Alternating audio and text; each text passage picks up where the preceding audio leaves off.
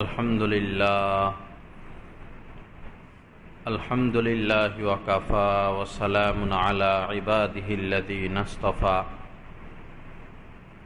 আম্মা বা'দ قال النبي صلى الله تعالى عليه وسلم لا يؤمن أحدكم حتى أكون أحب إليه من والده وولده والناس أجمعين أو كما قال النبي صلى الله تعالى عليه وسلم وقال عليه الصلاة والسلام إنما الأعمال بالنيات أو كما قال النبي صلى الله عليه وسلم يا رب صل وسلم دائما أبدا على حبيبك خير الخلق كلهم هو الحبيب الذي ترجى شفاعته لكل حول من الأهوال مقتحم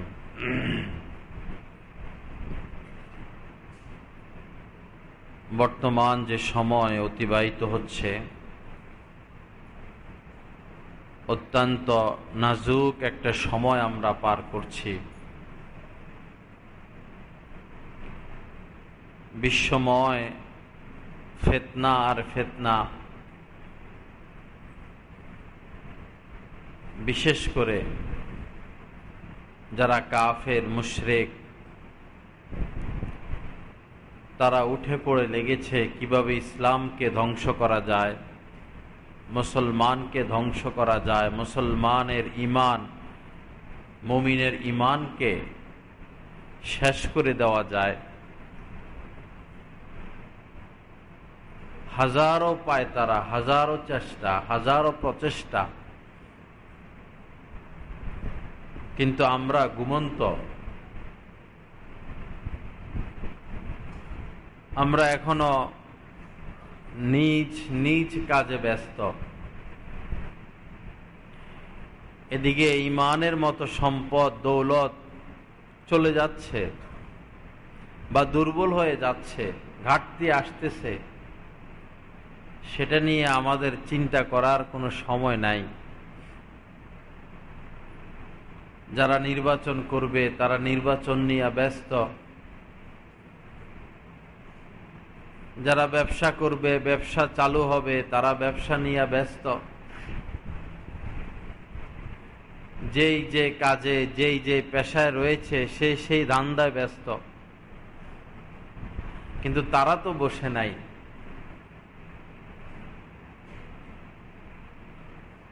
ঈমান এত বড় দৌলত, এত বড় সম্পদ, যেই দৌলত, যেই সম্পদের উপরে আর কোনো সম্পদ হতে পারে না। এটাই সবচেয়ে বড় দৌলত। মনে করুন 1000 বাদশাহ মারা গেলেন, কেউই মুমিন ছিল না। 1000 রাজা বাদশাহ মারা গেল, কেউ মুমিন ছিল না। আর একজন সুইফার, লেবার, শ্রমিক মারা গেল, সে ছিল পাক্কা মুমিন। তো এই লেবার বা সুইফার মুমিন মারা গেল, দুনিয়াতে সে কি ছিল এখন আর সেটা দেখার বিষয় না। সে তো জান্নাতি হয়ে গেল, চির সুখের ঠিকানায় প্রবেশ করলো। আর কোনোদিন তার কোনো বিপদ আসবে না, অভাব অনটন আসবে না, তার কোনো দুঃখ নাই, তার কোনো কষ্ট নাই, তার কোনো পেরেশানি নাই। সুখ আর সুখ, সুখ আর সুখ। আর ওই যে 1000 রাজা বাদশাহ যারা রাজত্ব করেছে, বাদশাহী করেছে, মারা গেল ঈমান হারা হয়ে। মৃত্যুর সাথে সাথেই তারা আযাবে গ্রেফতার হয়ে গেল। এমন আযাব, এমন কষ্ট যেটা চিন্তা করাও যায় না। আর কোনোদিন তারা পানি চোখে দেখবে না পান করার জন্য, কোনো খাদ্য পাবে না খাওয়ার জন্য, আর কোনোদিন তাদের ঘুমের সুযোগ নাই, গল্প স্বল্পের সুযোগ নাই, আগুন আর আগুন, আগুন আর আগুন। তো বলুন, ওই 1000 রাজা বাদশাহ সফল হলো না ওই সুইফার লেবার সফল হয়ে গেল? ওমান যুহজিহা আনিন নার ওয়া উদখিলাল জান্নাতা ফাকাদ ফাজ। আল্লাহ পাক জাল্লা জালালুহু কোরআনে কারীমের মধ্যে ইরশাদ করেছেন, যাহাকে জাহান্নামের আগুন থেকে রক্ষা করা হবে, ওমান যুহজিহা আনিন নার, যাকে জাহান্নামের আগুন থেকে রক্ষা করা হবে, ওয়া উদখিলাল জান্নাতা, এবং জান্নাতে প্রবেশ করানো হবে, ফাকাদ ফাজ, সে তো সফল আর কামিয়াব হয়ে গেল।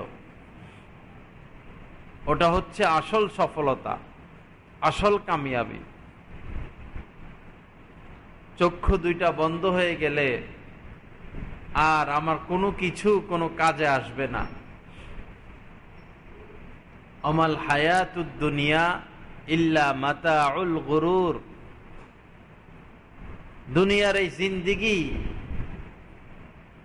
কিছুই না, ছলনাময় ধোঁকা ব্যতীত, মরিচিকা।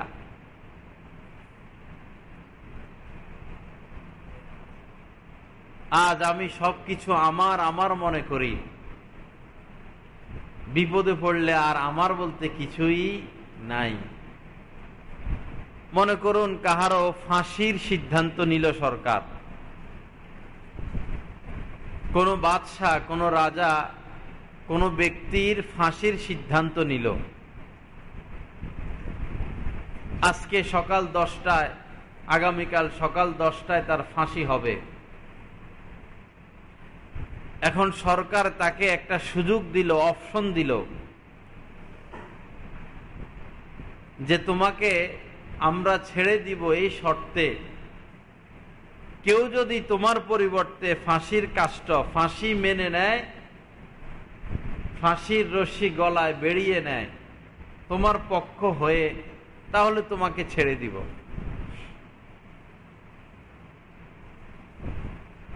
বলুন তো, আমার আপনার প্রিয়তমা স্ত্রী কি রাজি হবে? সন্তান রাজি হবে? বন্ধু রাজি হবে? আমার কোনো কর্মী রাজি হবে?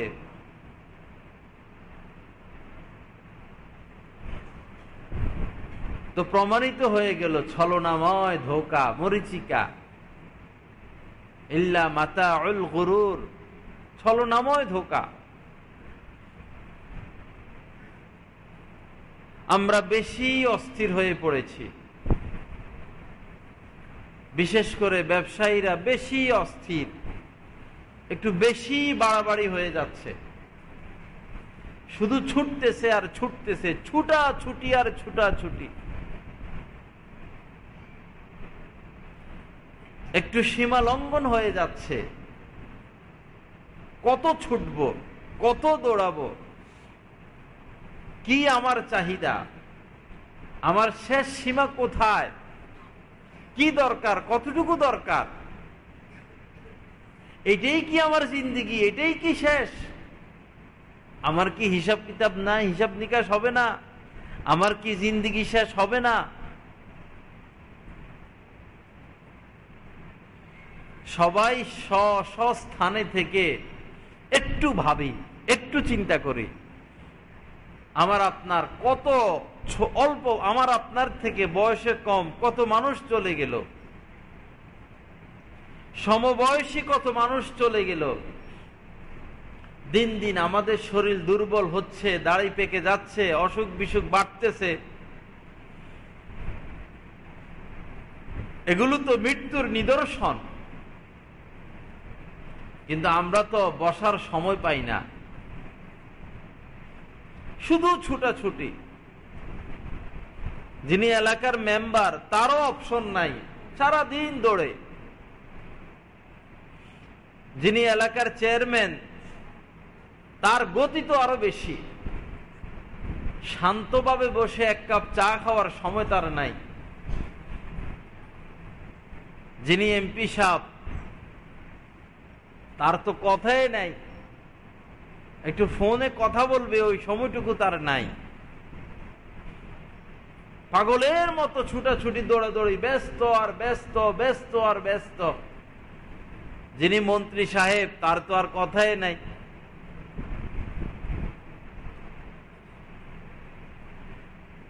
যার মাসে 10,000 টাকা ইনকাম, সেও ব্যস্ত। যার মাসে 50,000 টাকা ইনকাম, সেও ব্যস্ত। যার 1 লক্ষ টাকা ইনকাম, সেও ব্যস্ত। শুধু দৌড়তেছে। আমাদের গন্তব্য কোথায়? শেষটা কোথায়? স্বাস্থ্যের প্রতি লক্ষ্য রাখার সময় আমাদের নাই, সন্তানের প্রতি লক্ষ্য রাখার সময় নাই। ঈমান কিনে নিয়ে যাচ্ছে, ঈমান রক্ষার সময় আমাদের নাই। নিজেদের ইসলাহের জন্য, সংশোধনের জন্য কোন আলেম দ্বীনের সোহবতে যাব, সেই সময়টাও আমাদের নাই। সময়গুলো কিসের পিছনে আমরা ব্যয় করতেছি? দুইটা চক্ষু বন্ধ হয়ে গেলে কি কাজে লাগবে?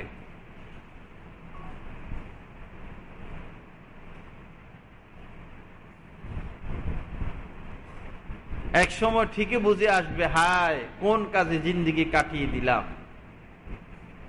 ইয়া লাইতানি কুনতু তুরাবা।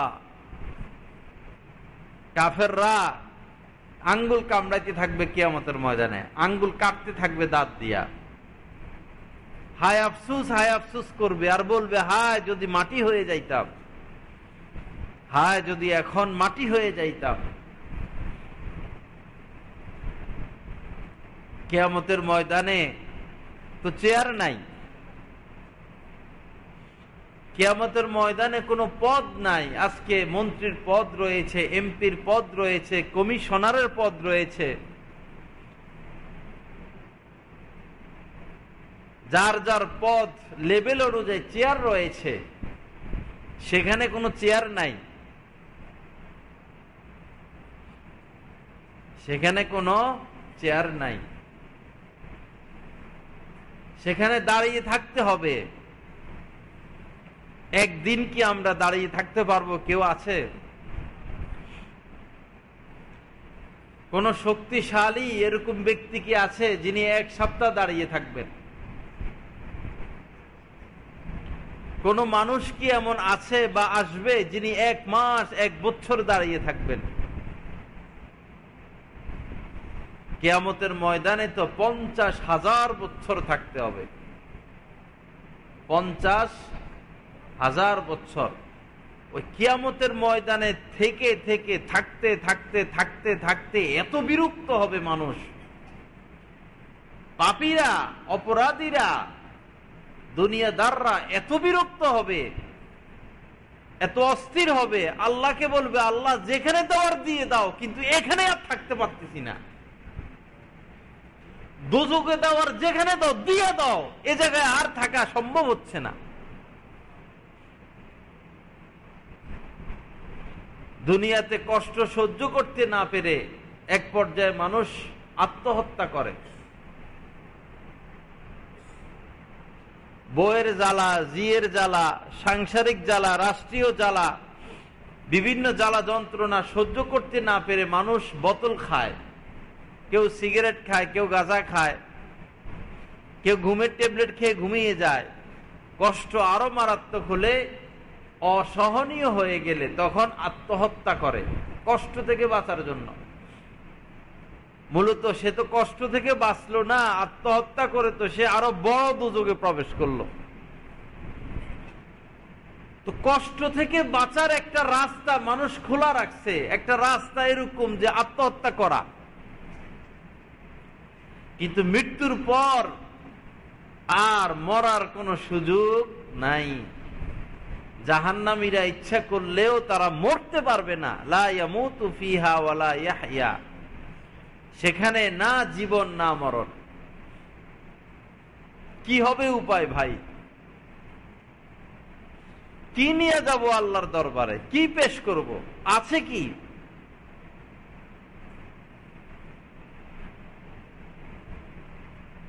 আল্লাহর কাছে যদি পেশ করি যে আমি দুনিয়াতে মেয়র ছিলাম, মন্ত্রী ছিলাম, মন্ত্রিত্ব পেশ করলাম, আল্লাহর কাছে এটার কোনো দাম আছে? কেউ যদি বলে আল্লাহ দুনিয়াতে 20টা বাড়ি বানিয়েছি, এই বাড়ি নিয়ে আসছি, আল্লাহর কাছে কিয়ামতের ময়দানে বাড়ির কোনো দাম আছে?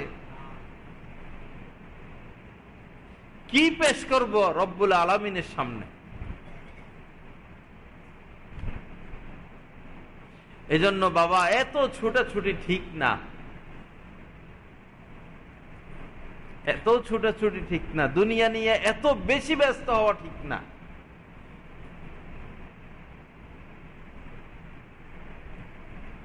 বসে যে একটু ভাত খাইবে, হাত ধোয়ারও সময় পায় না অনেকে।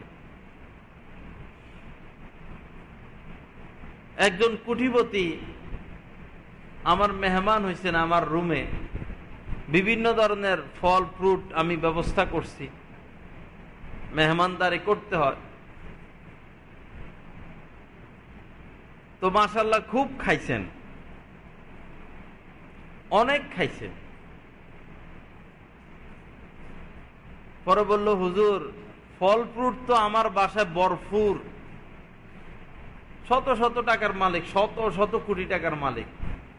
বলল হুজুর ফল ফ্রুটের তো অভাব নাই, কিন্তু খাওয়ার যে সময় পাই না।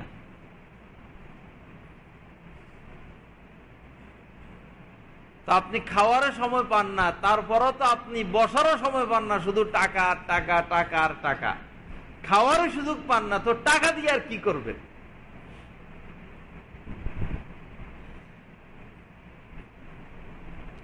মানুষ দুনিয়া নিয়ে যত ব্যস্ত হবে আল্লাহ পাক তাকে আরো ব্যস্ত করে দিবেন, সে আরো পেরেশান হয়ে যাবে। একটা কাজ সমাধান করতে না করতে 10টা এসে দাঁড়াবে, 10টা কাজ সামনে সমাধান করতে হবে, এই 10টা সমাধান করতে করতে 20টা এসে দাঁড়াবে। দেখা যাবে যে দুনিয়াকে গোছানোর আগেই, নিজেকে গুছিয়ে নেওয়ার আগেই মৃত্যুর ডাকে সাড়া দিতে হবে। আমার শায়েকের কবিতা আছে, চলে তো যেতেই হবে, থাকা যাবে না, সাথে নিব কি কি সামান সেই ভাবনা।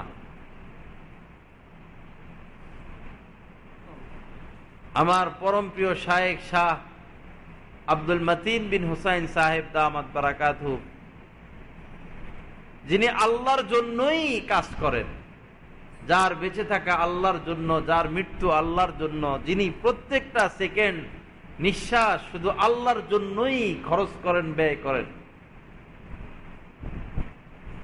তার পবিত্র হাতের এই কবিতা চলে তো যেতেই হবে, চলে তো যেতেই হবে, থাকা যাবে না,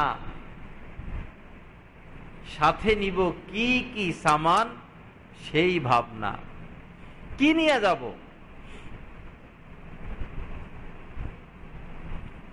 ইয়াউমা ইয়াফিরুল মারউ মিন আখিহি, কিয়ামতের দিন ভাই ভাইয়ের কাছ থেকে পলাইয়া যাবে।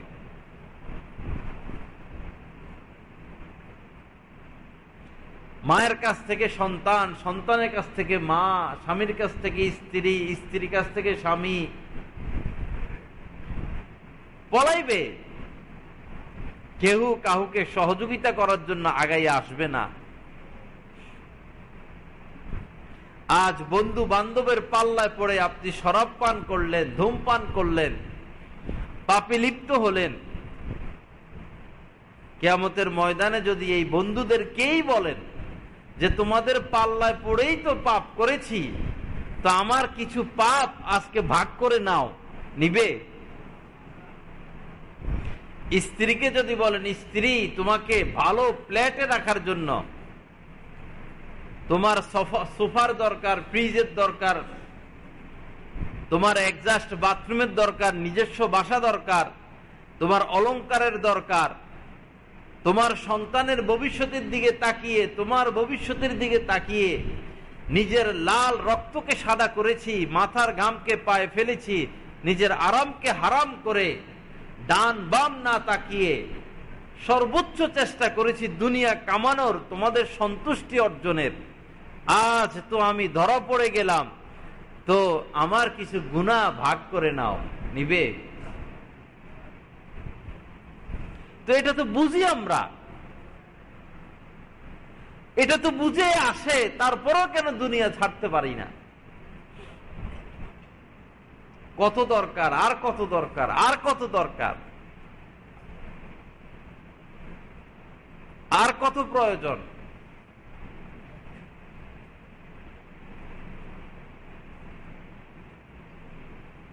আল্লাহ পাক জাল্লা জালালু আমাদেরকে হেফাজত করেন, আমাদেরকে সহি বুঝ দান করেন, আমাদের মনকে নরম করিয়া দেন, আখিরাতের প্রস্তুতি এখন থেকে গ্রহণের তৌফিক দান করেন। আর সময় নাই ভাই, 1 মিনিটও সময় নাই, 1 সেকেন্ডও সময় নাই। হতে পারে আজকে রাতই আমার জীবনের শেষ রাত, হতে পারে আজকের রাত্রই শেষ রাত্র।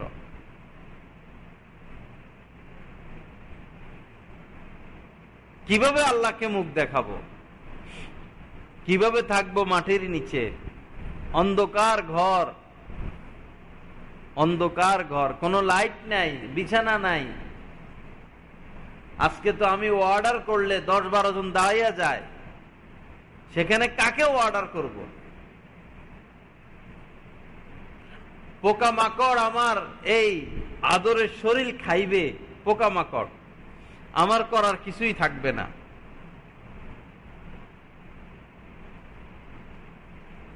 পোকামাকড়ে সব খাবে, আমার করার কিছু থাকবে না। আমার যত বলি আসলে কিছুই আমার না,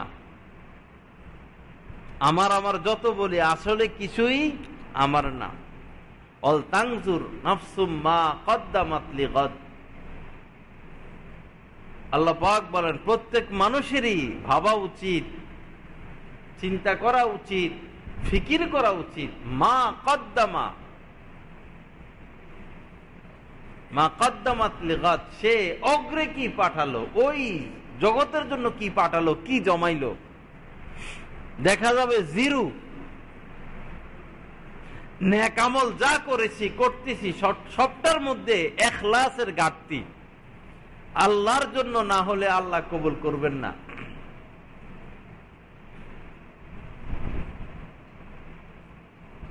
আল্লাহ পাক সেটাই কবুল করেন যেটা আল্লাহর জন্য হয়,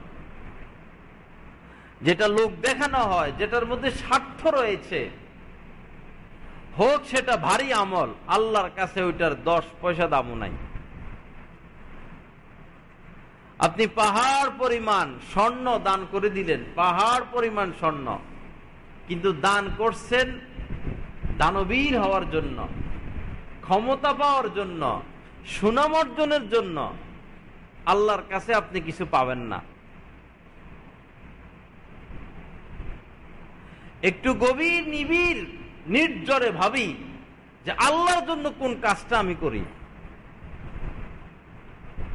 গভীর, মনে করেন রাত্রে ঘুম ভেঙে গেল বা কেউ নাই, একা, আল্লাহ ছাড়া কেউ নাই, ওই নির্জন একটু ভাবা উচিত যে আল্লাহর জন্য কি করি, একবারই যেটা আল্লাহর জন্য। কোন কাজটা আমার আপনার সেফ আল্লাহর জন্য হলো।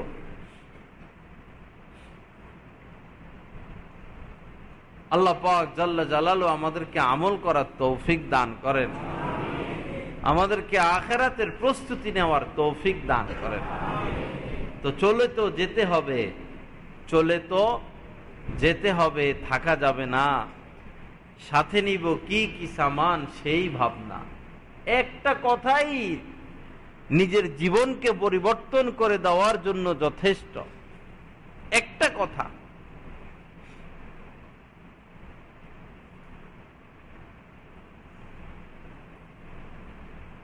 বন্ধু বান্ধবকে খুশি রাখার জন্য, স্ত্রীকে খুশি রাখার জন্য মানুষ কি বলবে, সমাজ কি বলবে, এজন্য হাজার হাজার লক্ষ লক্ষ মানুষ নবীর সুন্নত রাখে না, দাড়ি রাখে না। আর যত বুঝানো হয় ধূমপান ছাড়তে পারে না, ভাই মরে গেলেও কি ধূমপান করতে পারবেন? তো মরে গেলে যে ধূমপান করার সুযোগ নাই, মরে গেলে যে ধূমপানের কারণে আপনি বিপদে পড়ে যাবেন, জীবিত অবস্থায় যে ধূমপানের কারণে আপনার স্বাস্থ্য নষ্ট, পরিবেশ নষ্ট, অর্থ নষ্ট, কেন সে কাজ করব?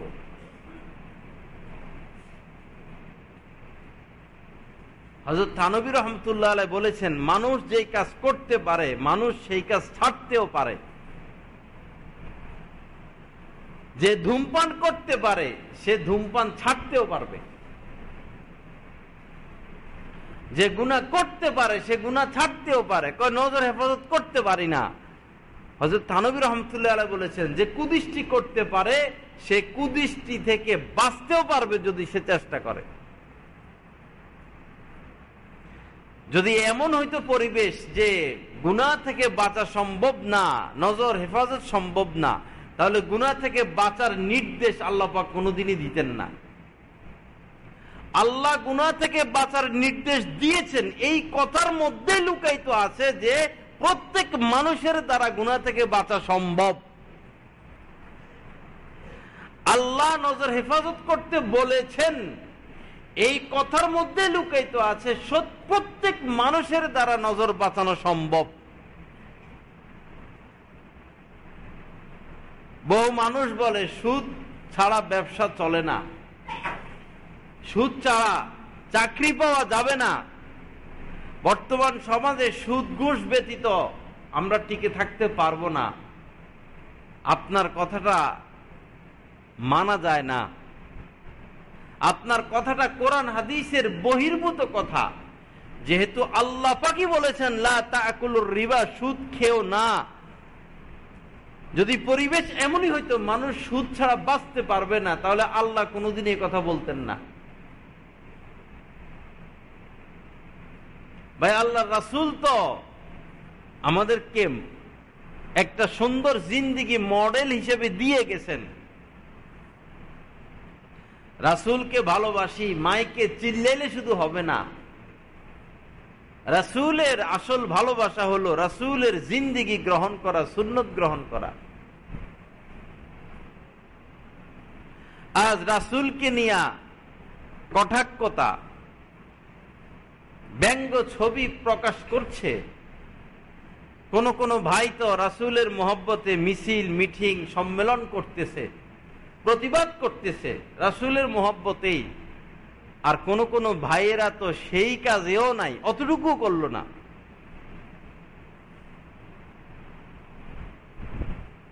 কেউ তো অতটুকু করলো না, কেউ অন্তত মিছিল মিটিং করলো।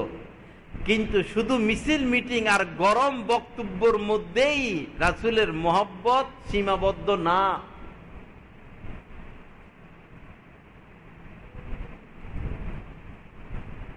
যে কোনো আন্দোলন, যে কোনো বিষয় করতে হলে প্রতিবাদ, প্রতিরোধ, এটারও সীমারেখা রয়েছে, শরীয়ত রয়েছে, আইন রয়েছে। শুধু গরম একটা বক্তব্য দিয়া নারায় তাকবীর উঠাইয়া দিলাম আর রাসূলের মহব্বতকে ইতি টানলাম, এখানেই শেষ না। এই কঠিন মুহূর্তে বিশেষ করে আমার শায়েখ দামাত বারাকাতুম বলেন যে বদদুয়ার সুন্নত জিন্দা করা, বদদুয়ার সুন্নাত। বীরে মাউনায় আল্লাহ রাসূলের ৭০ জন সাহাবাকে হত্যা করা হয়েছিল নির্মম ভাবে। তারা হাফেজ ছিলেন, কারি ছিলেন। মিথ্যা কথা বলে তাদেরকে নিয়ে যাওয়া হয়েছে যে আমাদেরকে হাফেজ দেন, কারি দেন, আমরা দিন শিখবো, কোরআন শিখবো। আল্লাহ রাসূল ৭০ জন হাফেজ কারি দিয়েছেন, তাদেরকে সেখানে নিয়ে নির্মম ভাবে হত্যা করে। আল্লাহ রাসূল এত কষ্ট পেয়েছেন, এত কষ্ট পেয়েছেন, টানা ১ মাস তাদের জন্য বদদুয়া করেছেন। ওই ফ্রান্সের ওদের সাথে যুদ্ধ করার মতো আমাদের সে সামর্থ্য নাই। বর্তমানে নাই, সেখানে যাওয়ারও কোনো সামর্থ্য নাই, আর তাদের সাথে পেরে উঠাও অসম্ভব। কমসে কম বদদুয়া তো করতে পারি। এজন্য এই মুহূর্তে যেটা এখন সম্ভব, যেটা সামনে সম্ভব সেটা তো করবই। যেটা এখন সম্ভব সেটা হলো প্রত্যেক নামাজের পর পর প্রত্যেক মুহূর্তে মুহূর্তে ওই জালেমদের জন্য বদদুয়া করা। আর আরেকটা আমল হলো বেশি বেশি আল্লাহ রাসূলের প্রতি এখন দুরূদ পড়া, বেশি বেশি চলা ফেরায় উঠা বসায় দুরূদ পড়া। আরেকটা হলো রাসূলের জিন্দেগি মোতালা করা, পড়া। বিশেষ করে যে ফুলের গ্রানে সারা জাহান মাতোয়ারা, নাকি নাসুত্তিব হযরত থানভী রাহমাতুল্লাহ আলাইহির লেখা এই কিতাবের তরজমা হলো যে ফুলের গ্রানে সারা জাহান মাতোয়ারা। মনে হয় নাম এরকম। আল্লাহ রাসূলের ছোট্ট ছোট্ট বিভিন্ন ঘটনা এখানে আছে। এই কিতাবটা মোতালা করা, যে ব্যক্তি এই কিতাব মোতালা করবে তার ভিতরে নবীর প্রেম আসবেই আসবে। হে নবী তোমাকে ভালোবাসি, একজন হিন্দু লেখক লিখেছেন। হিন্দু লেখক, একজন হিন্দু নবীর প্রেমে মাতোয়ারা হয়ে এই বিস্ময়কর কিতাব লিখেছেন। এটার বাংলা নাম হলো হে নবী তোমাকে ভালোবাসি। যে ব্যক্তি সবচেয়ে খারাপ সেও যদি এই কিতাবটা পড়ে সেও চোখে পানি ধরে রাখতে পারবে না, তার চোখ দিয়ে পানি আসবেই রাসূলের প্রেমে।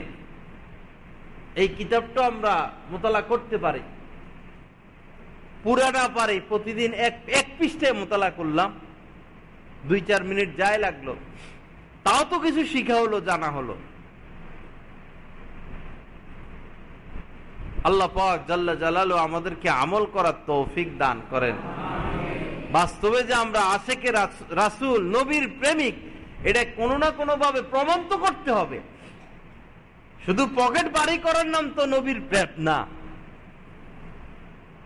আসলাম গাড়ি নিয়া, আইসা চিল্লাইয়া মেতাইয়া মানুষের ঘুম হারাম কইরা, রাত 12টা নাই, 1টা নাই, 2টা নাই, মাইক চালাইয়া মানুষের ঘুম হারাম কইরা, মুসল্লি নাই 10 জন, মাইক লাগাইছে 50টা। যাওয়ার সময় আবার পকেটের মধ্যে বান্ডিল, টাকার বান্ডিল নিয়ে চলে গেলাম। এটার নাম নবীর প্রেম? এটার নাম নবীর ভালোবাসা? নবী যদি মক্কা নগরীতে মদিনায় বলতো যে আমারে 30,000 দিতে হবে, 20,000 দিতে হবে, নাহলে আমি ওয়াজ করবো না, তোমাদেরকে দাওয়াত দিব না, ইসলাম কি বাংলাদেশ পর্যন্ত আসতো?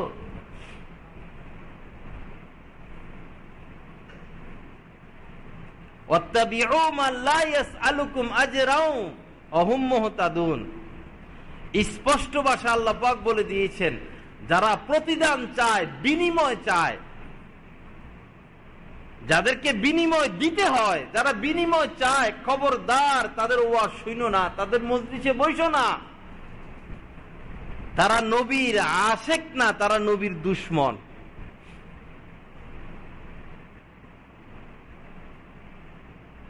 আপনাদের বৈরবের কথাই চিন্তা করুন, যাদেরকে আপনারা 50,000, 80,000, 30,000, 20,000 কন্ট্যাক্ট করে আনেন, কন্ট্যাক্ট ছাড়া আনেন না তাদেরকে। 2-1 বার শুধু এমনি বিদায় দিয়ে দেন যে এটা আল্লাহ আল্লাহর জন্য হোক, আপনি যে আসছেন ঢাকার থেকে, এটা আল্লাহর জন্য হোক। এটার কোনো বিনিময় নাই। দেখেন না পরের বছর তারা আনতে পারেন কিনা। ভক্ত যে হইলাম আমরা কণ্ঠ দেখা, কণ্ঠের পাগল হইয়া ভক্ত হইলাম, আপনার ওই বক্তরে আনেন না একদিন যে হুজুর ফ্রি একটা ওয়াজ করেন আল্লাহর জন্য। দেখেন পরের দিন থেকে আর ফোন রিসিভ করে কিনা।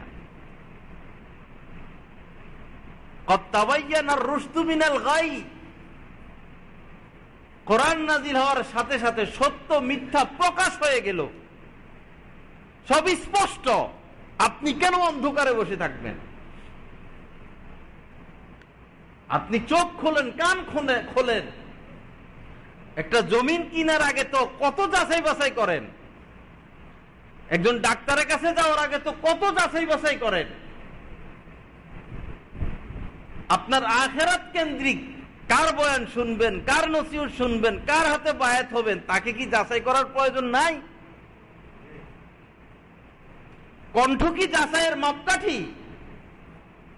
স্টেজ গরম করে ফেলা এটা কি যাচাইয়ের মাপকাঠি? তার হাতে লক্ষ লক্ষ মানুষ মুরিদ, এটা কি যাচাইয়ের মাপকাঠি?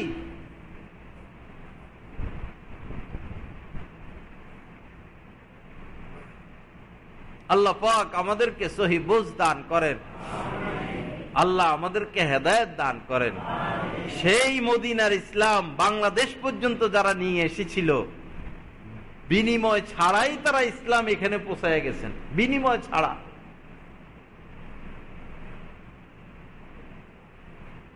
ওই সময় তো হোটেলও ছিল না, কাফেরদের রাষ্ট্রে যায় দাওয়াত দিতে হইতো, মেরে ফেলানোর সম্ভাবনা ছিল। কিছু খেজুর আর সাওয়ারি নিয়ে সাহাবা ইকরাম বের হয়ে যাইতেন। কেউ কেউ তো বের হয়েছেন 5 বছর পরে ফিরে গিয়েছেন, 10 বছর পরে ফিরে গিয়েছেন, কেউ 28 বছর 30 বছর পরে বাড়িতে ফিরে গিয়েছেন। আর অসংখ্য অগণিত সাহাবী জীবনে আর বাড়িতে ফিরে যাওয়ার সুযোগ পান নাই। বাংলাদেশেও সাহাবাদের কবর আছে, ইন্ডিয়াতেও আছে, আফ্রিকা জুড়ে সাহাবাদের কবর, সেই ইতালিতে সাহাবাদের কবর, ইরানে সাহাবাদের কবর। ওই যে দাওয়াত দিতে দিতে বের যে হয়ে গেছেন, আর যাওয়ার সুযোগ পান নাই। শাহজালাল রহমতুল্লাহ আলাই কত টাকা কন্ট্রাক্ট করে এসেছেন। এক হিন্দু রাজা হাত কেটে ফেলেছিল, একজন মুসলমানের হাত কেটে ফেলেছিল হিন্দু রাজা। ওই মুসলমানের পক্ষে প্রতিশোধ নেওয়ার জন্য শাহজালাল রহমতুল্লাহ আলাই ইয়েমেন থেকে হিজরত করে এসেছেন, বিনিময় ছাড়া। এই দেশের মানুষ হিন্দু ছিল, সব হিন্দু ছিল, সব হিন্দু ছিল। কিছু বৌদ্ধ ছিল, কিছু খ্রিস্টান ছিল, বেশিরভাগ হিন্দু। আমাদের বাপ দাদাদের উপরে সেই সব হিন্দু। দলিল বাইর করে দেখেন, জমিনের দলিল দেখবেন সব হিন্দুদের নাম। যারা এই হিন্দুদের উপর মেহনত করেছিলেন, সে জৌনপুরের পীর সাহেব, সেই কেরামত আলী পীর সাহেব, ইনারা এই হিন্দুদের উপর মেহনত করেছিলেন। তারা যদি বিনিময়ের আশায় বসে থাকতেন, আজ আমাদের কাছে কি ইসলাম আসতো? বিনিময় ছাড়া কি করি? আল্লাহর জন্য কি করলাম?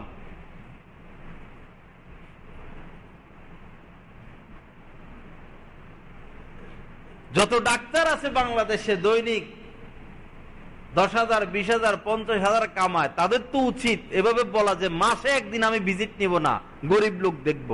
তারা কি ফকির হয়ে যাবে? যার ভিজিট 1,000, সে যদি 50 জন রোগী দেখে, 50,000 টাকা তার ইনকাম, কোন মূলধন ছাড়া।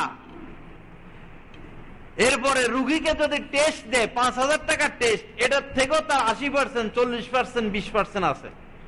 আবার হাসপাতাল থেকে তার বেতন আছে, আবার ওষুধ কোম্পানির পক্ষ থেকে তার বেতন আছে। ভিজিটে 50,000 হইলে আরো আছে 50,000। তো তোমার কত টাকা দরকার? তুমি একদিন ফ্রি রুগী দেখো না, যে একদিন রুগী ফ্রি দেখো।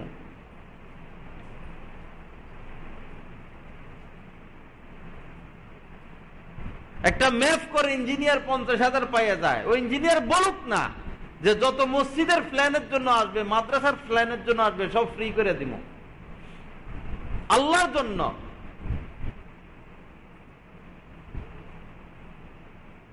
এক এলাকায় এক ব্যক্তি সভাপতি হয় মাহফিলের। 1 বছর তাকে সভাপতি দিল না, আরেকজনকে সভাপতি দিল মাহফিলের। সেও প্রভাবশালী, এও প্রভাবশালী। তো তাকে কেন সভাপতি দিল না? যাকে সভাপতি দেওয়া হয় নাই, সে থানায় ফোন দিয়া যে এখানে এই জিএমবি আছে, বা যেটা বললে পুলিশ আসবো সাধারণত, এরকম কিছু কইয়া পুলিশ পাঠাইয়া মাহফিল বানচাল করে ভাইঙ্গা ভুইঙ্গা সব তছনছ করে দিছে। এটা কি সে আল্লাহর জন্য করলো? আল্লাহর জন্য কি করি আমরা? ইন্নামাল আমালু বিন্নিয়াত, মান আহাব্বা লিল্লাহি ওয়া আবগাযা লিল্লাহি ওয়া আতা লিল্লাহি ওয়া মানাআ লিল্লাহি ফাকাদ ইসতাকমালাল ঈমান। ঈমান পরিপূর্ণতার জন্য চারটা কথা আল্লাহ রাসূল বলেছেন। ভালোবাসবে আল্লাহর জন্য, ভালোবাসবো আল্লাহর জন্য। আমাদের কেউ যদি আমাদের প্রধানমন্ত্রীকে ভালোবাসে, তার ভালোবাসা আল্লাহর জন্য কিনা। কেউ যদি বেগম খালেদা জিয়াকে ভালোবাসে, তার ভালোবাসা আল্লাহর জন্য কিনা। কেউ কোনো চেয়ারম্যান, কোন নেতাকে ভালোবাসে, কোন নায়ক নায়িকাকে ভালোবাসে, কোটিপতিকে ভালোবাসে, তার ভালোবাসা আল্লাহর জন্য কিনা। যদি ভালোবাসাটা আল্লাহর জন্য হয়,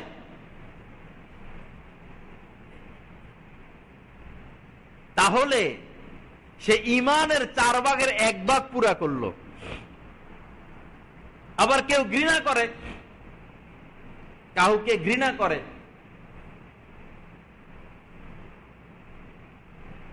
আপনি নৌকাকে মহব্বত করেন, এজন্য আপনার ঘৃণা ধানের প্রতি। আপনি ধানকে ঘৃণা করেন, এজন্য আপনার মহব্বত নৌকার প্রতি। আপনাদের উভয়ের এই মহব্বত কি আল্লাহর জন্য? আপনাদের উভয়ের এই ঘৃণা করা কি আল্লাহর জন্য?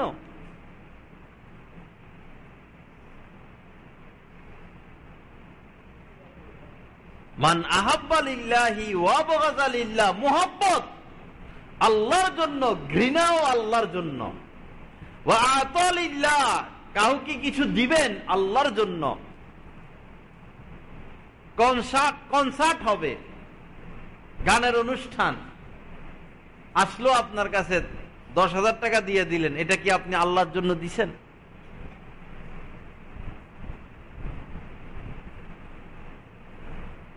দিতে হবে আল্লাহর জন্য, দিব না সেটাও আল্লাহর জন্য। এই 4 কাজ যখন পুরো হবে, আল্লাহ রাসূল বলেন সে তার ঈমানকে পরিপূর্ণ করলো।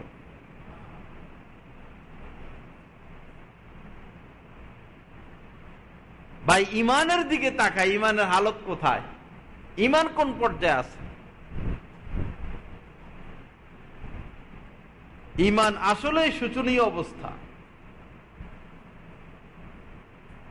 বহুত শোচনীয় অবস্থায়।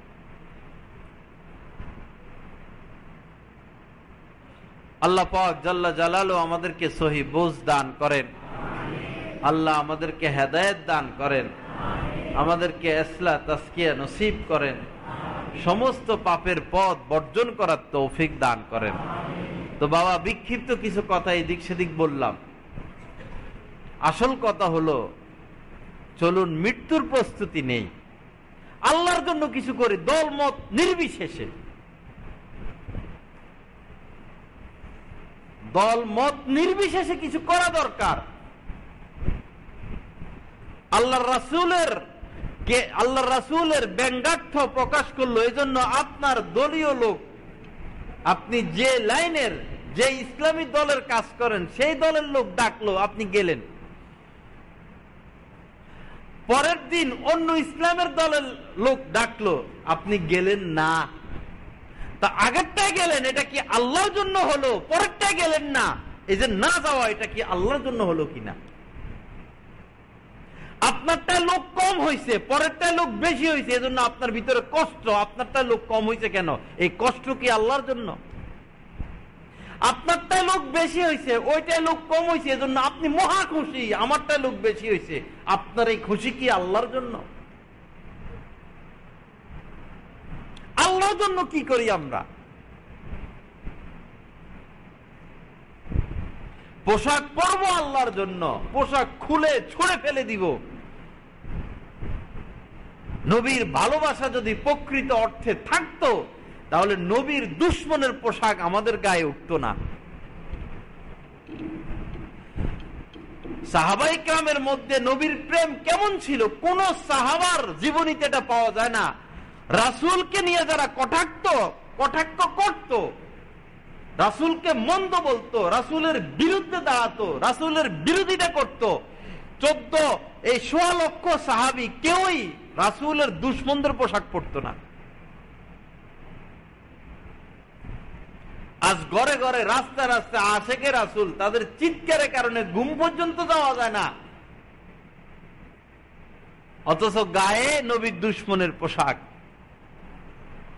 তো কেমন আশেকে রাসূল হইলাম?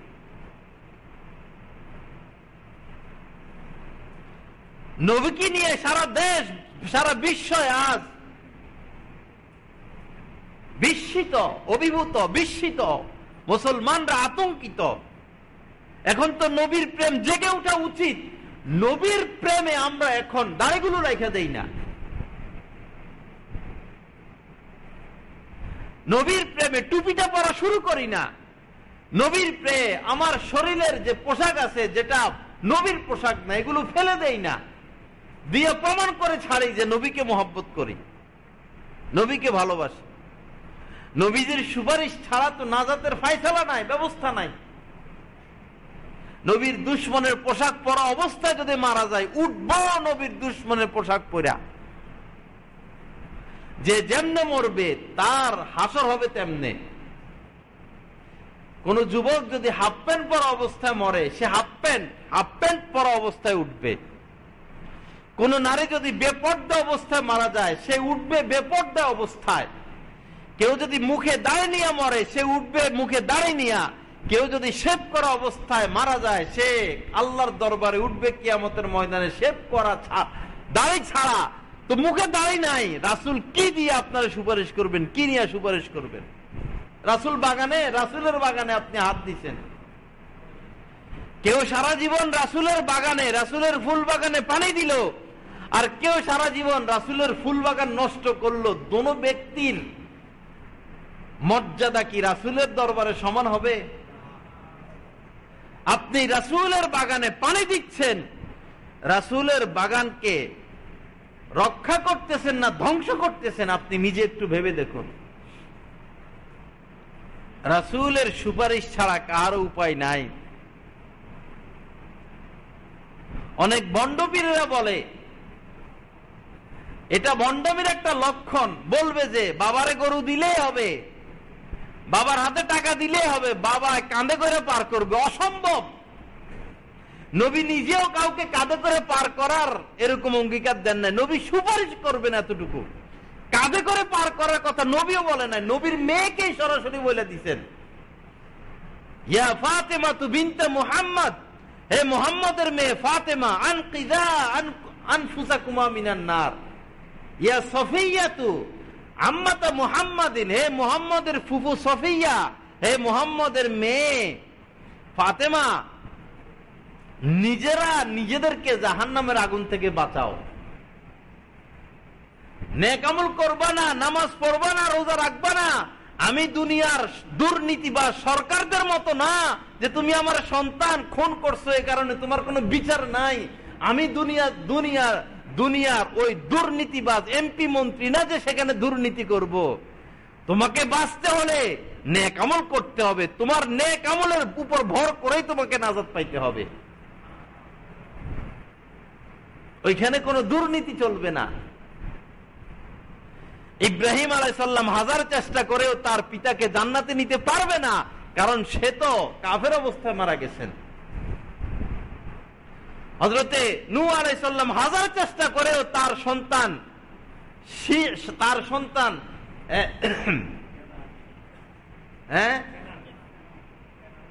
কেনানকে জান্নাতে নিতে পারবে না। রাসূলের এত বড় উপকার করেছেন, এত উপকার করেছেন খাজা আবু তালেব। মক্কি জিন্দিগিতে এই আবু তালেবই রাসূলকে রক্ষা করেছিল সমস্ত বিপদ মুসিবত থেকে। কোলে কাঁধে করে আবু তালেবই আল্লাহ রাসূলকে বড় করেছেন। সেই আবু তালেবই জাহান্নামে যাবে, রাসূল আবু তালেবকেও জান্নাতে নিতে পারবে না। তো ভণ্ডবীরে কেমনে নিবে?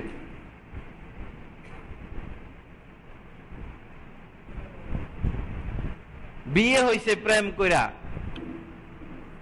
বৈরবে, প্রেম মানে বুঝার জন্য বলতেছি, প্রেম করে বিয়ে হইছে।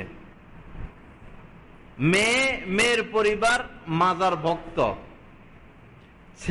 ছেলের পরিবার মাজার বিরোধী, মেয়ের ফ্যামিলি মাজার ভক্ত, ছেলে আর ছেলের ফ্যামিলি মাজার বিরোধী, ফ্যামিলি মানে না, তারপরও প্রেমের চোটে বিয়ে হয়ে গেছে তাদের। বিয়ের পরে গ্যাঞ্জাম শুরু। ছেলে নামাজ পড়ে, মেয়ে পড়ে না। মেয়ে যায় মাজারে, ছেলে যায় মসজিদে। দুজনের ধর্ম ঠিক আছে, মেয়ে খুব মাজারে যায়, ছেলে খুব মসজিদে যায়।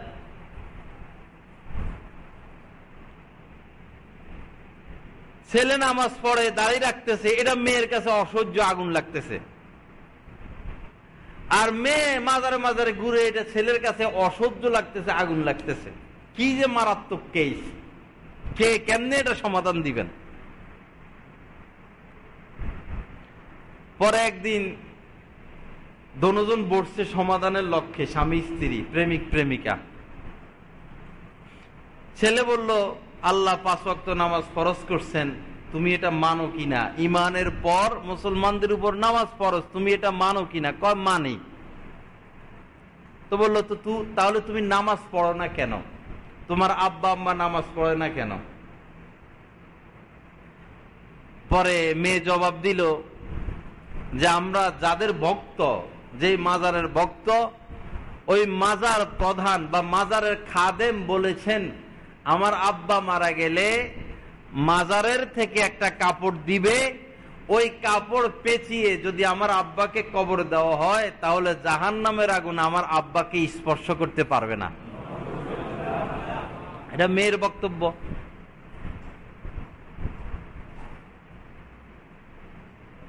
এরকম প্রতিশ্রুতি কি আল্লাহ রাসূল কোন সাহাবার ক্ষেত্রে করেছেন?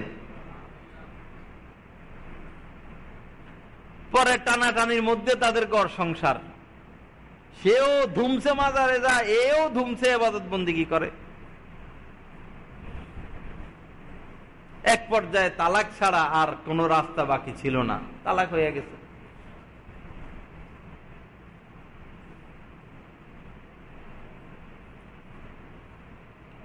ভাই, সকলকে আল্লাহ পাক আকল দিছেন, বিবেক দিছেন।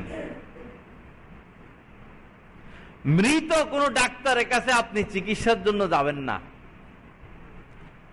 যে ডাক্তারের হাতের জোশ এত ভালো, 100 জন রোগী গেলে 99% রোগী সুস্থ। সমস্ত লোক ওই ডাক্তারের ভক্ত। এই ডাক্তারই মারা গেল, কবরে দাফন হয়ে গেল, এখন কি কেউ এই ডাক্তারের কাছে সিরিয়াল দিবে? কেন? সে মরেও গেছে, তার ডাক্তারিও শেষ। একজন ওলি, আল্লাহর ওলি, সে যত বড় ওলি হোক, সে মারা গেছে, সে এখন অন্য জগতের অধিবাসী হয়ে গেছে, সে এখন দুনিয়ার মানুষের কোনো উপকার করার ক্ষমতা সে রাখে না। একজন ডাক্তার যেভাবে দুনিয়া থেকে বিদায় নিয়ে গেলে দুনিয়ার জীবিত মানুষের সে কোনো উপকার করতে পারে না, একজন ওলিও মারা গেলে, কবর জগতে চলে গেলে, আলমে বরজখে চলে গেলে সে দুনিয়ার মানুষের আর কোনো উপকার করতে পারবে না। যদি মৃত ব্যক্তিরা দুনিয়ার মানুষের উপকার করতে পারত, তাহলে যে সমস্ত মা তার সন্তানকে 6 মাস, 1 মাস, 1 দিন, 5 দিন অবস্থা রেখে মারা যায়, ওই মা জীবনের বিনিময় হলেও, যে কোনো কিছুর বিনিময় হলো, তার সন্তানকে অন্তত দুধ পান করানোর ব্যবস্থা রাখতো, ঠিক কিনা? মনে করেন বড় পীর আব্দুল কাদের জিলানী রহমতুল্লাহ আলাইহি, সবাই তাকে বড় মানে, সবাই, আমরাও তাকে বড় মানি। মনে করেন উনি আজকে মারা গেল, উনার লাশটা নদীর তীরে, নদীর পাশে রাখা তার লাশটা। মনে করেন উদাহরণস্বরূপ বড় পীর, কোন বড় পীর আব্দুল কাদের জিলানী মারা গেলেন, তার লাশটা পুকুরের পাড়ে বা নদীর পাড়ে রাখা। এখন তার সন্তান, যার বয়স মাত্র 2 বছর, তার কলিজার টুকরা সন্তানটা নদীতে পড়ে গেল, পানি খাচ্ছে, হাবুডুবু খাচ্ছে, এখনই মারা যাবে সে, পানিতে ডুবে যাচ্ছে, এখনই তাকে উদ্ধার করতে হবে, ডুবে যাচ্ছে, ডুবে গেল।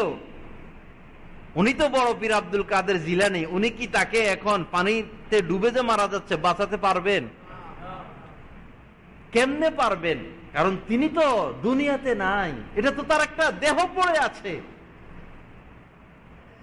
এটা তো বড় পীর আব্দুল কাদের জিলানী তো দূরের কথা, কোন সাহাবার দ্বারা এটা সম্ভব না, হাত্তাকে কোন নবী রাসূলের দ্বারা এটা সম্ভব না।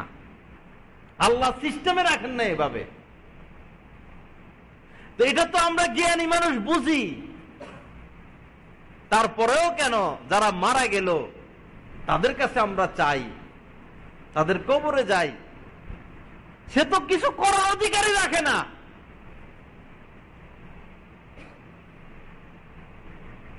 আল্লাহ পাক জাল্লা জালালু আমাদেরকে বুঝার তৌফিক দান করেন, আমাদেরকে ইসলাহ করেন, আমাদেরকে তাসকিয়া করেন, আমাদেরকে জ্ঞান নসিব করেন, আকল নসিব করেন। ভাই আকল রে জামার মধ্যে যদি জামা কাপড় যদি ইয়ে হয়ে যায়, ভাঁজ টাস পড়ে যায়, তখন আয়রন মারা ইস্ত্রি করে জামা সোজা হয়ে যায়। ভাই আকলের মধ্যে আয়রন করেন না, ইস্ত্রি করেন, আকলটাকে সোজা করেন। অন্তর গুনাহ করতে করতে, পাপ করতে করতে ঝাঁঝরা হয়ে গেছে।